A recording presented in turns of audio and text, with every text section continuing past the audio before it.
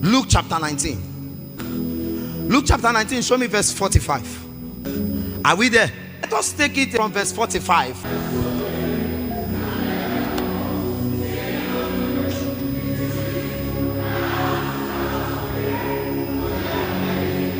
Let us read verse 46 together again. 1 to go. It is written, my house is the house of prayer, but ye have made it a den of thieves. You see, you must understand something. The words of Jesus are relevant both in the past, in the present, and will be relevant in the future. Are you getting what I'm saying? We cannot come and say because Jesus did this thing for the people that was then 2,000 years ago that he was speaking to those people. No, Jesus was trying to bring our attention to that which God is doing in the eternal realms. Let's not forget what we just said. In the book of 1 Corinthians chapter 3 verse 17, it said, and God shall destroy any man that defies his temple. Any man that comes to any point and forgets the purpose and begin thinking the things that are not part of it. When making a bricks, you need a cement, you need a sand, you need water. Am I together? Are we together? Sometimes you need chipping.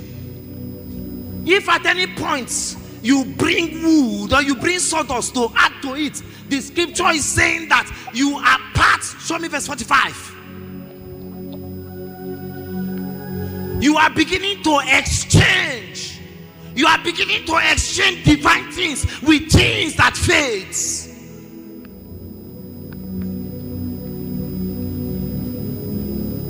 You are beginning to exchange them. You are beginning to exchange them. Those that buy and sell. The only transaction that should take place in the building of God is their spiritual transactions.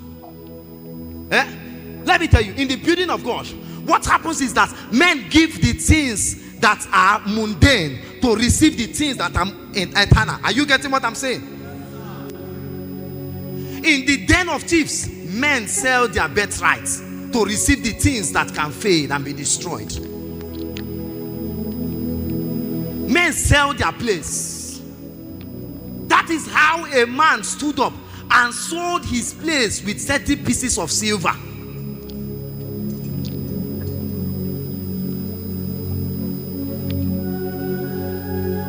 And then the scripture came afterwards and said, let another take his place.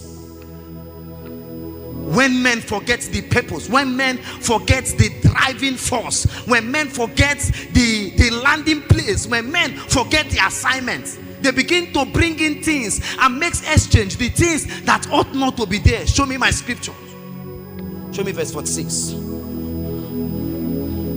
He says, saying unto them, it is written, my house is the house of prayer. You see, prayer in this essence, watch. Okay, let me just say it with the remaining of my time. And then, see, prayer is not just the verbal.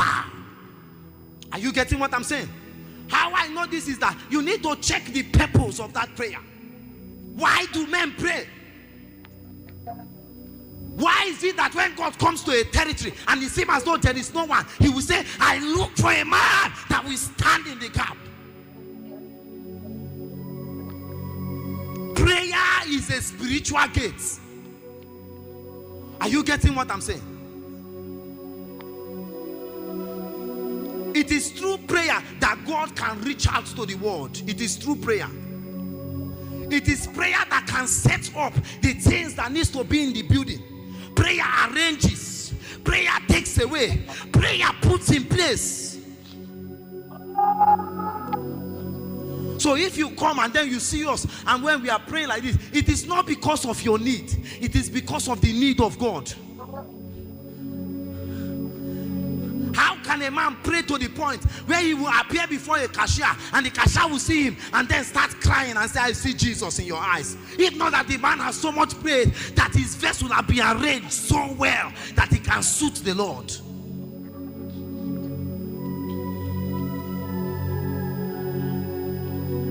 Where is your eye best?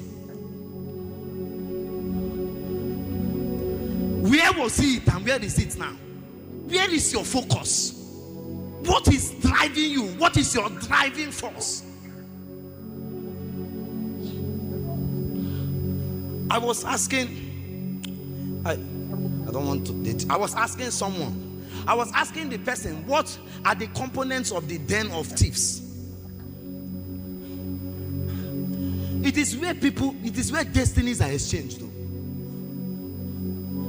It's a den. A place where there is a table. Is a table where Delilah dwells.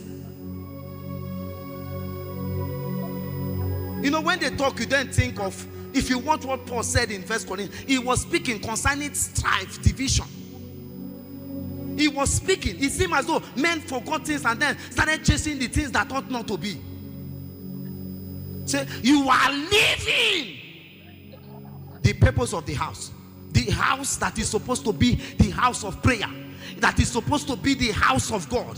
That is supposed to be God's building. That is supposed to carry the thing and the essence of God. Now you are transacting with things that are mundane. He's calling. There is a voice that is calling men into the deep. There is a voice that is crying. The voice of God cries again. He cries. He cries. He cries. Victor! Come into the deep.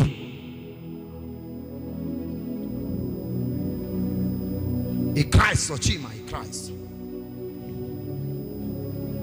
He cries. He cries and he says, I have an agenda. He cries and he says, these 50 days is a call for a deeper intimacy.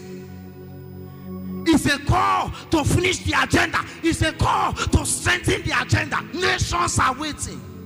Territories are waiting. Until souls arise in power, men will continually dwell in darkness.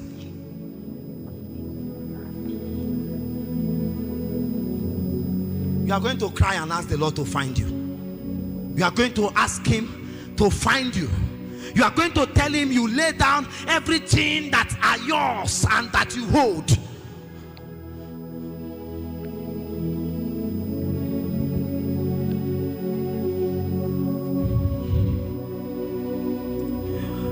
Till all that flows from me is you. Find me and make me true, oh God. There is a true house that the Lord seeks for. There is a true house.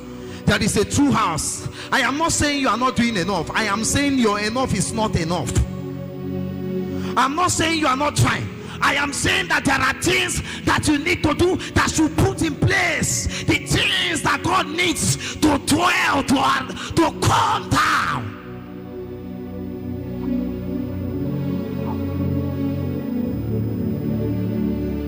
Jesus came to Peter and then he called him. He said, Simon, son of Jonas, lovest thou this more than me?